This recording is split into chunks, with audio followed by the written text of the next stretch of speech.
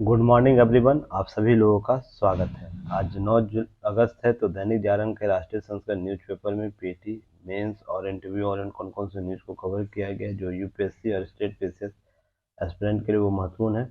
आगे बढ़ने से पहले युक्ति इसके चैनल को जरूर सब्सक्राइब कीजिए, विजडम एजुकेशन के जरूर चैनल को जरूर सब्सक्राइब कीजिए। साथ ही साथ युक्ति इसका ऐप भी डाउनलोड कीजिएगा ताकि अधिक से अधिक लाभ प्राप्त हो सके। आगे बढ़ते हम लोग हैं, और सभी के लिंक आपको डिस्क्रिप्शन बॉक्स में और कमेंट सेक्शन बॉक्स में दिए रहते हैं। आप वहां से जुड़कर लाइव जुड़ सकते हैं हमसे और चीज़ों को प्राप्त कर सकते हैं। चलिए आज हम लोग बात करेंगे अविश्वास प्रस्ताव के संदर्भ में। मणिपुर पर चर्चा होने की बात हुई थी, जिस पर लाया गया अविश्वास प्रस्ताव। तो अविश्वास प्रस्ताव में सरकार तो बच गई, पर बहुत से मुद्दों को उभारा जिनके आपको समझने और सोचने की जरूरत है। जिसमें देखिए, विपक्ष के द्वारा कुछ बातें की गई है जिसको समझने की जरूरत है। जैसे विपक्षी गठबंधन Indian national development inclusive alliance, जो है जिसे हम इंडिया के तौर पर नाम दिया गया है, ने अन्य मुद्दों के समेत चीन में घुसपैठ और प्रधानमंत्री की जो मौन मौन जो स्थिति है उस पर उठाया गया है कि मणिपुर के मामले में इतने लंबा वक्त हो चुका, अभी तक प्रधानमंत्री के द्वारा ऐसी बातें नहीं की गई, अपील नहीं किया गया, ये सब बातें की गई या दौरा नहीं किया गया। तो लोकतांत्रिक व्यवस्थाओं में मुद्दों को उठाना सभी पार्टियों का प्राथमिक दायित्व होता है। तो यह इस तरीके से भी बातें की जाती रही है। और मुख्य उद्देश्य क्या है इस अविश्वास प्रस्ताव का? तो इसमें मणिपुर और चीन पर प्रधानमंत्री की मौन व्रत तोड़ने के लिए बातें की जा रही है। हम मौन व्रत तोड़वाएंगे। तो गोगोई, जो पहले आपको गोगोई के संदर्भ में आपको जानकारी होनी चाहिए, उनके द्वारा प्रधानमंत्री कुछ सवाल जवाब मांगे गए, जैसे दोनों सदनों के बयान देने के लिए सर्वदलीय प्रतिमंडल जो होते हैं, प्रतिनिधि मंडल, वो मणिपुर का दौरा करने, विभिन्न संगठनों से मिलकर शांति बहाल के गंभीर प्रयास की मांग करने इत्यादि संबंधित प्रश्नों को उठाया था, जो लाजमी है, सही है और धरातल पर लाने योग्य भी बातें हैं। यहाँ पर सवाल कभी संख्या की नहीं थी, बल्कि इंसाफ की बात की गई है। और विपक्ष के द्वारा ये बातें की जा रही है, हम इंसाफ के संदर्भ में बातें कर रहे हैं और ये सब चीज़ें आपको हो रही है। मणिपुर जल रहा है तो देश जल रहा है, ऐसी बातें जोड़ी गई। और यह कहीं हद तक सही भी लगता है कि जैसे कि भारत का कोई भी प्रदेश अगर प्रभावित है हिंसा से, तो वो देश प्रभावित होता है उससे। तो इसके संदर्भ में बातें की जा रही हैं, तो इनके कंसर्न को जरूर याद रखिएगा आप लोग।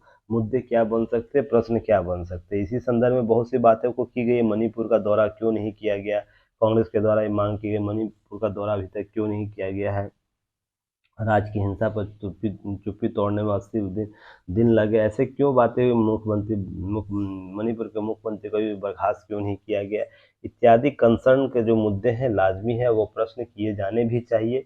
क्योंकि हमारे देश में लोकतांत्रिक व्यवस्था है, तो लोकतांत्रिक व्यवस्था में लोगों का कल्याण होना चाहिए, ठीक है ना, वो सर्वोपरि हित है।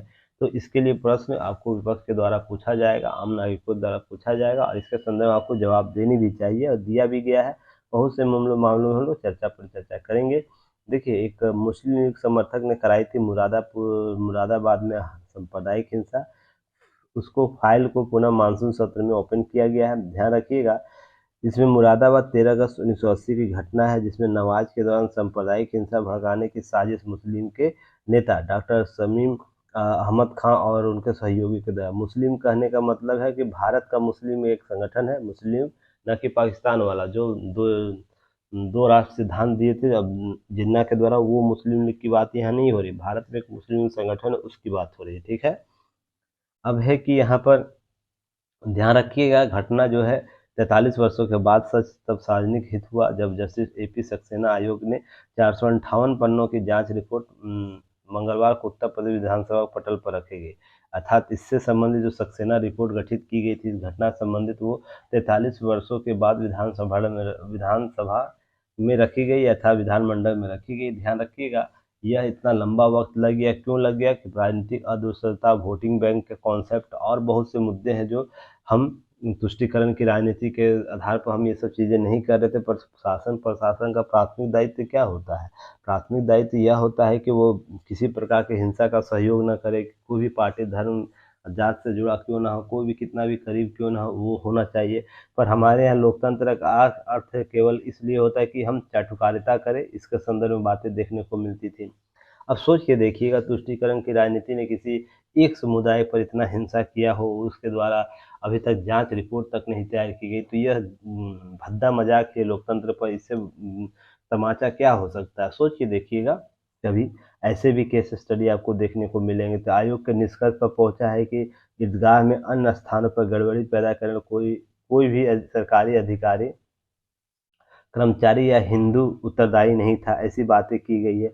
अब है इन दंगों में आरएसएस या भाजपा कहीं भी सामने नहीं आई थी, ऐसा सक्सेना रिपोर्ट के द्वारा कहा गया था। और आम मुसलमान को ईदगाह पर उपद्रव करने के लिए उत्तरदायी नहीं थे। तो आम मुसलमान भी नहीं थे तो भाई कौन था, तो खास मुसलमान कौन है भाई, इसके बारे में जानकारी इकट्ठा जरूरी करनी चाहिए। सक्सेना रिपोर्ट न्यूट्रल तरीके से आपको रिपोर्ट दी थी। तो इसके लिए अब है कि एकल 5 सदस्यीय जांच आयोग का प्रकरण था, जो मामला गणतंत्र 20 नवंबर 1983 को रिपोर्ट सौंप दी थी तत्कालीन शासन को।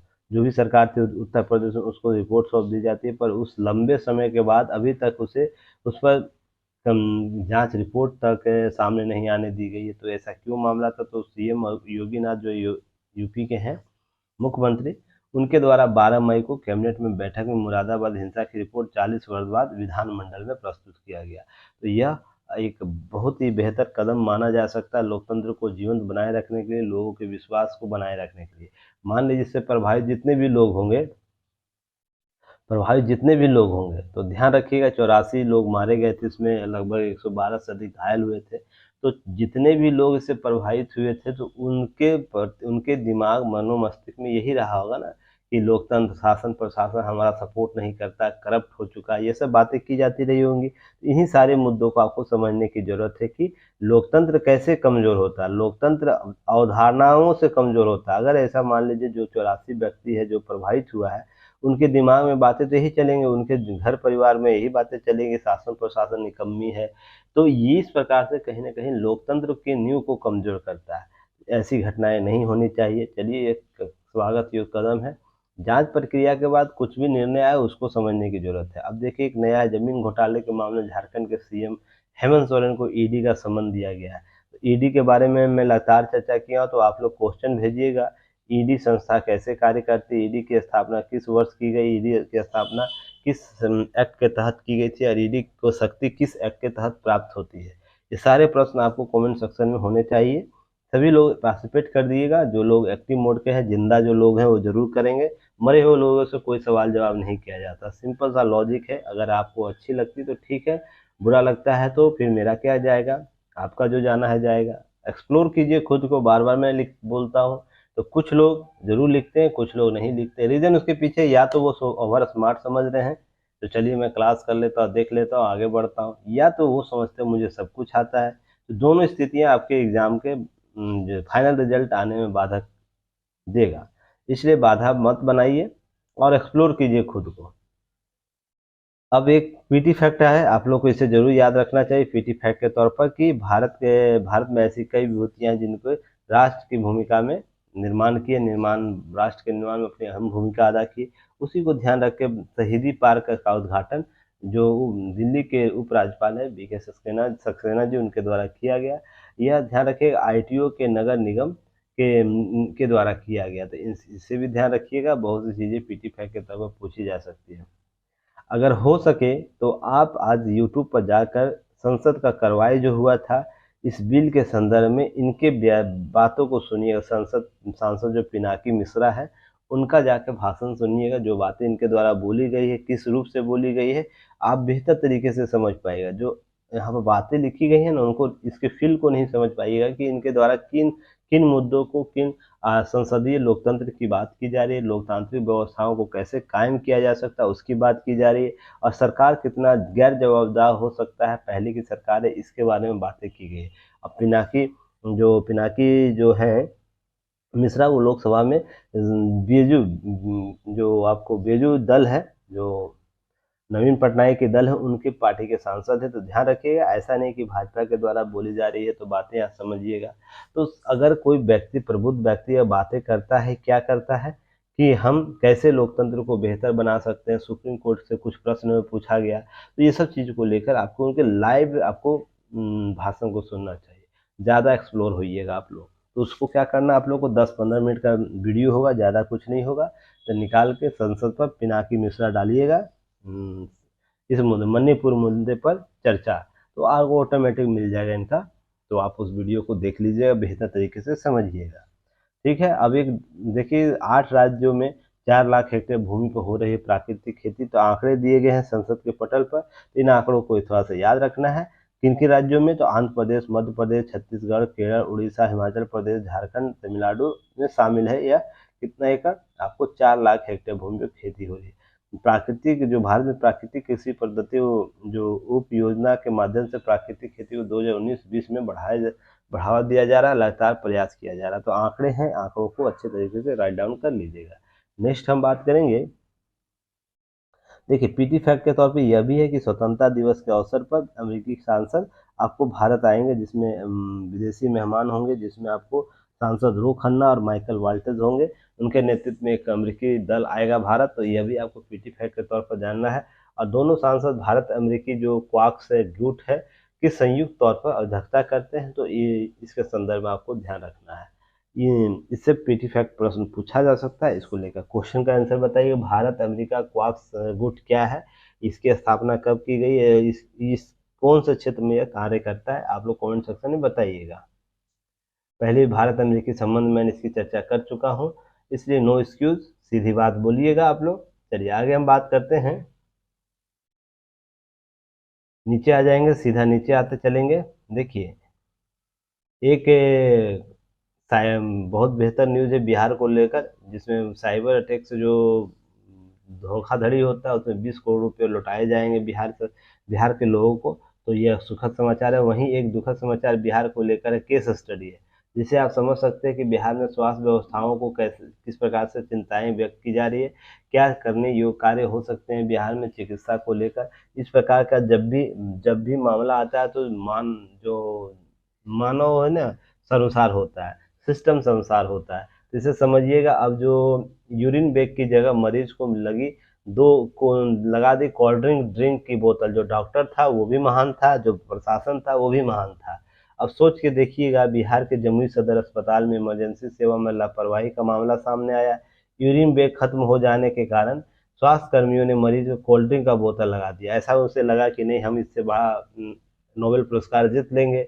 ऐसी व्यवस्थाओं को कायम कर दें। निकम्मी सरकार, आपको 70-80 हज़ार का वेतन तो जरूर चाहिए, उसके लिए आप धरना प्रदर्शन जरूर कीजिएगा। इक्विपमेंट्स के लिए नाम पर चाहिए, जो पैसा आपको आता है रिफंड, जो पैसे आते हैं उसके आप लोग क्या करते हैं समझिएगा। शासन पर और मुख्यमंत्री, माननीय मुख्यमंत्री को यह समझनी चाहिए कि आपका सिस्टम आपके राज्य में कैसे काम कर रहा है।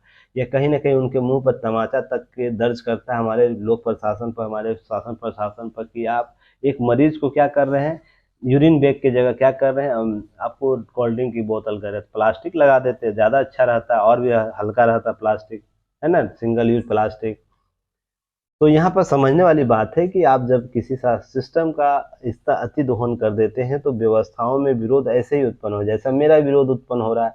सोच के देखिए, जो व्यक्ति चिकित्सा कर्मी जो डिग्री लेके गया, उसकी बौद्धिक क्षमता का स्तर का पता कीजिएगा कि इससे क्या उसको समझ में आएगा। यूरिन बैग लगाना है, इन्फेक्शन हो गया तो क्या किया जाएगा। अब देखिएगा, स्वास्थ्य कर्मियों से यूरिन बैग लगाने और इंजेक्शन के साथ साथ गैस की सुई लेने के निर्देश दिया है। यह सब दवाई इमरजेंसी का स्टॉक में नहीं मिली, तो क्या हुआ कि वो इस पर स्वास्थ्य कर्मी यूरिन बैग की जगह बोतल लगा दी। इंसुलिन इंजेक्शन और गैस की सुई जो नहीं दी गई, इसकी वजह से रात भर मरीज बेड पर ही छपटता रहा। इतना ही नहीं, बहुत सी चीज़ें इसके साथ हुई। और क्या बोला जाए समझिएगा। अब रमेश कुमार पांडे जी अस्पताल प्रबंधक है, मुझे सूचना नहीं मिला है, तो आप किस दूसरे ग्रह के व्यक्ति हो, सूचना नहीं मिला है, न्यूज में पेपर पर छप गया, सूचना नहीं मिला है, यूरिन बैग नहीं। यही निकम्मी व्यवस्थाओं का परिणाम होता है कि आप क्या करते हैं कि आप शासन प्रशासन में मोटी रकम तो लेते हैं, पर सेवा आपूर्ति के नाम पर जीरो देते हैं, जिससे आम पब्लिक अभी भी दो चार हो रहा है इन समस्याओं से। समझना, और केस स्टडी में आपको ये सब लोग प्रशासन अगर बेहतर से काम नहीं करे तो व्यवस्थाओं में निकम्मापन कैसे आ सकता है, इसे समझिएगा। अब है सिविल सर्जन क्या बोलता है, ये भी समझिए, सुनिएगा। यूरिन बैग नहीं रहने की जानकारी मिली थी, अस्पताल प्रबंधक इसकी जानकारी ली गई है। अब तुम जानकारी ले रहे हो भाई, तुम्हारा घटना परिघटना तुम्हारे पास इतना आइडियोलॉजी नहीं है।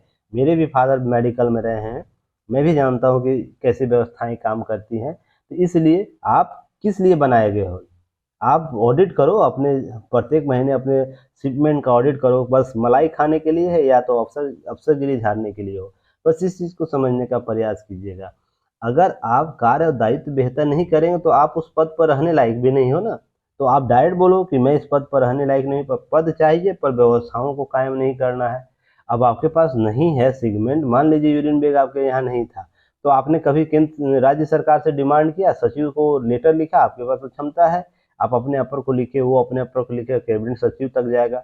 तो देश अगर राज्य में नहीं है तो इसका मतलब पूरा सिस्टम कोलैप्स है आपके यहाँ, पूरा झारखंड का सिस्टम, सॉरी बिहार का सिस्टम कोलैप्स है। इसको समझने की व्यवस्था को देखनी होगी। अब यह है कि घटना भी हो जा रहा है, सीना जोड़ भी लोग कर रहे हैं। अब इसके लिए इन व्यक्ति विशेष को क्या करना चाहिए? आप ही लोग आंकड़ा दीजिएगा क्या करना चाहिए, कमेंट सेक्शन में बताइएगा। ऐसे निकम्मे लोगों के साथ क्या करना चाहिए? देखिए, देश में एपीआई जो दवाइयों को बनाने के लिए कच्चे माल प्रोडक्ट के रूप में उपयोग किया जाता है, एक्टिव फार्मास्यूटिकल्स एग्रीडिएंट्स के तौर पर इसे कच्चे माल के लिए उद्योग में चीन पर निर्भर थे हम लोग, क्योंकि कोई भी दवाई बनाना है तो इस एपीआई का आवश्यकता होती थी। पर देश में ध्यान रखें, एशिया के सबसे बड़े फर्म जो बीबीएन है, बद्दी बोरोटीवाला और नालागढ़ के कई दवाएं उत्पादन करता है, जिसमें आपको क्या है, एपीआई में, अब देश में एपीआई का उत्पादन 38% वृद्धि हुई है। तो ध्यान रखिए, उत्पादन हो रहा है जिसमें करीब 25% की दवाओं के दाम में कमी आई है। और 50 से 100%, आपको याद होगा कोरोना के काल में चीन का एपीआई जो आता था, जिसमें हम लोग कच्चे माल, इसको समान अर्थों में बोलते दवाओं का कच्चा माल, तो कच्चा माल जब आता था तो उसमें 50 से 100% की वृद्धि हुई थी, जो कहीं ना कहीं देश में दवाओं के दाम में भारी कीमती वृद्धि की थी। और हिमाचल प्रदेश में कुल 650 फॉरम है, ध्यान रखिएगा 650 फॉरम है, जहां जिनमें 350 उद्योग सोलन जिला में स्थित है, जिसमें आपको बद्दी बरोटीवाला और नालागढ़ आपको यहाँ पर शामिल है। इनके द्वारा एशिया का सबसे बड़ा उत्पादन किया जाता है। आपको इसके लिए चीजें पीटी फैक्ट के तौर पर याद रखना है। चलिए, मैंने इससे संबंधित एपीआई नीति बताया था, याद होगा अगर आप लोगों को, तो कमेंट सेक्शन में बताना है एपीआई नीति क्या है। लिंक, फिर उसके बाद लिंक जो प्रोडक्ट इनिशिएटिव लिया गया था, उसमें एपीआई के बारे में चर्चा किया था, उसके लक्ष्य को बताने का प्रयास कीजिए, कमेंट सेक्शन में बताइएगा। चलिए नेक्स्ट हम बात करते हैं आगे। यहाँ तक क्लियर हो गया। अब देखिए, ये इस्लाम से मोह भंग का बढ़ता रुझान, यह थोड़ा सा धार्मिक हो जाएगा। अगर व्यक्ति विशेष के तौर पर आपको जानकारी चाहिए तो आप इसे जरूर ले सकते हैं। मैं अब इससे एनालिसिस नहीं करूंगा, रीजन इसके पीछे कि यहाँ पर सभी लोगों के लोग जुड़े हुए हैं, इसके पक्ष और विपक्ष दोनों को देखना होता है। तो ध्यान रखिएगा, यह धार्मिक और राजनीतिक हथगंडे के तौर पर अगर लिखा जा सकता है तो हम इसे नजरअंदाज करें। पर व्यक्ति विशेष के तौर पर आपको जानकारी चाहिए अन्य धर्मों को और साथ साथ इस्लाम के मानने वाले लोगों की, आपके धर्म में कौन कौन सी कुरीतियां शामिल है, तो उस पर जरूर गहन अध्ययन सोच विचार करने की जरूरत है। जिस पेड़ को इस्लाम में सींचा गया, उस पेड़ का क्या फल वर्तमान में उसी रूप में मिल रहा है, या उसके फल का स्वरूप बदल चुका, उसका स्वाद बदल चुका, इसे समझने की आवश्यकता है। मैंने कल भी इस पर चर्चा किया था कि आत्मचिंतन का दौर से गुजरना चाहिए इस्लाम को, क्योंकि आत्मचिंतन इम्पोर्टेंट है। जब तक आप आत्मचिंतन नहीं करेंगे, आपकी कुरीतियां नहीं दूर करने का प्रयास करेंगे, तो आपके लोग ही आपकी हत्याएं करने को आतुर होंगे। जैसे पाकिस्तान में देखने को मिल रहा होगा, जैसे फरीदाबाद वाला, आपको सॉरी मुरादाबाद वाला जो लखनऊ का मामला केस स्टडी, जो आपके लोग ही आपके लोगों के खून के प्यासे बने हुए। मैं लगातार बात ये करता हूँ कि यह स्वचिंतन का मुद्दा है, किसी विशेष राज्य के द्वारा यह सुधारने की प्रक्रिया नहीं है। अब चलिए, अराजकता का शिकार बनी स्त्रियां। अब मणिपुर के मामले में लगातार न्यूज कवर किया हो, तो आप लोग को मणिपुर की स्त्रियों के बारे में चर्चा किया, उसी के बारे में यहाँ चर्चा की गई, तो एक नज़र आपको देखना है। जलवायु परिवर्तन आपदाओं में वृद्धि हुई है। जलवायु परिवर्तन संबंधी कुछ आंकड़े हैं, उसे जरूर देखिएगा। जैसे जलवायु परिवर्तन के कारण विगत 5 दशकों में क्या हुआ है, 5 दशकों में आपको 12,000 प्राकृतिक आपदाएं हैं, जिसमें 20 लाख लोगों की जानें गई हैं। सोच के देखिए, 50 वर्षों में, विगत 50 वर्षों में यह हाल हुआ है। और वैश्विक अर्थव्यवस्था लगभग 4.3 अरब डॉलर जो है नुकसान उठाना पड़ा प्राकृतिक कारणों के कारण। और जलवायु परिवर्तन के कारण चरम मौसमी घटनाएं आपको देखने को मिलती है। साथ ही साथ मौसमों में परिवर्तन होता है, जब बारिश का समय होना चाहिए उसमें बारिश नहीं हो रही है, ठंड का जब सीजन है ठंड नहीं पड़ रही, गर्मी का सीजन जब अर्थात 1 से 2 महीने का शिफ्टिंग हो चुका है। तो ये सब मामले आपको देखने को मिलेंगे। तो ये जलवायु परिवर्तन के संबंधी कारणों आपदाओं की बात की जाए, उसे $165 से अधिक क्षति हुई है। 165 अरब डॉलर से अगर जलवायु परिवर्तन के कारणों के आने से उसे देखा जाए तो भारत में जलवायु परिवर्तन के कारण मानसून चक्र बदलाव का अनुमान है, ये सब चीज़ें हुई हैं। तो इसे थोड़ा सा देखिएगा, आप लोग नज़र डालिएगा। और चलिए आज आपको ये डाटा पर मैंने पहले भी चर्चा किया, निजता का सवाल है डाटा कारोबार में, तो ध्यान रखिएगा निजता के सवाल पर ये लेख आया जहाँ पर मैंने अंडरलाइन किया है। तो मैंने एक सीरीज स्टार्ट किया था, अगर आप लोग को याद हो कि कोई एक लेख सप्ताह में मैं दूंगा जिस पर आपको अपनी राय देनी है, अपनी विचार व्यक्त करने हैं। इस लेख के पढ़ने के बाद आप किस डायग्राम से सोच पा रहे हैं, ताकि मैं आकलन कर पाऊँ कि आप लोग की समझ विकसित कहाँ तक हो पा रही है, किस रूप से हो रही है। केवल मेरे तरफ से एनालिसिस कर देने से ही आपका सिलेक्शन हो जाएगा तो सारे लोगों का सिलेक्शन हो जाता है ना। तो ध्यान ये रखना है कि आपको इम्प्रूवमेंट अपने अपने बौद्धिक क्षमता में, अपने सोच समझ में, लोक व्यवस्थाओं के संदर्भ में कैसे आप सोच पा रही हैं, उसको लेकर लोग व्यक्तिगत नीतियों के बारे में आप क्या सोच पा रहे हैं, निजी हित क्या है, सभी के बारे में आप क्या एक समझ विकसित कर पाएंगे, उसे जांच करने की आवश्यकता है। तो इस लेख को अच्छे से पढ़िएगा, अंडरलाइन मैंने कर दिया, और इसका पीडीएफ आप लोग क्या करना है, शेयर कर देना है अपने विचार को लिखकर। जो युक्ति है इसका कम्युनिकेशन ग्रुप है, उस ग्रुप में आप शेयर कर सकते हैं, मैं उसका रिव्यू करके आप लोगों को दूंगा। तो धन्यवाद आप लोगों का मुझसे जुड़े रहने के लिए। और देखिए इसके बारे में इतना ही जानकारी, उसके नीचे का न्यूज आप लेके उतना जरूरी नहीं है, बस याद रखें। सॉरी एक न्यूज है जो पीटी फैक्ट के तौर पर, इसे देख लीजिएगा, जिसमें जीआई टैग दिया गया है आगरा के लेदर फुटवेयर को, और जो जल जो जलेसर का जो घुंघरू है, घंटी उद्योग जो है, उसके जो जीआई टैग दिया गया है, तो इसे पीटी फैक्ट के तौर पर आपको याद रखना। अब बौद्धिक संपदा के आधार पर ध्यान रखिए, जीआई टैग मिलने वाला लेदर फुटवेयर 53वां है, और घुंघरू घंटी जो है आपको 54वां उत्पाद बन चुका है, तो इसे जीआई टैग के तौर पर। जीआई टैग क्या होता है इसके बारे में मैंने पहले भी चर्चा किया हूँ। एक भौगोलिक संकेतक के तौर पर इसका उपयोग किया जाता है, ताकि हम इसको उस क्षेत्र के उत्पादकता को, उस क्षेत्र में जो प्रचलित वस्तु है उसका उत्पादकता को बढ़ा सके, लोगों तक कंसर्न कर सके। तो इन सब चीज़ों को बातें की जाती है, लगातार हम इस पर चर्चा करेंगे। पीएम का जो पूर्व प्रधानमंत्री इरमान खान है, उन पर 5 साल पर लगी प्रतिबंध चुनाव लड़ने से, जैसे भारत में भी लगा है, किसी लोगों को लगा था ना, हाल में राहुल गांधी को उस पर लगाया गया था, तो प्रतिबंध का मामला देखने को मिला। वैसे ही यहाँ पर भ्रष्टाचार के आधार पर लगाया गया, तो इसे बस पीटी फैक्ट के तौर पर देखिएगा और आगे बढ़िए। चलिए फिर कल हम मिलते हैं नए न्यूज एनालिसिस के साथ, तब तक के लिए धन्यवाद, जय हिंद।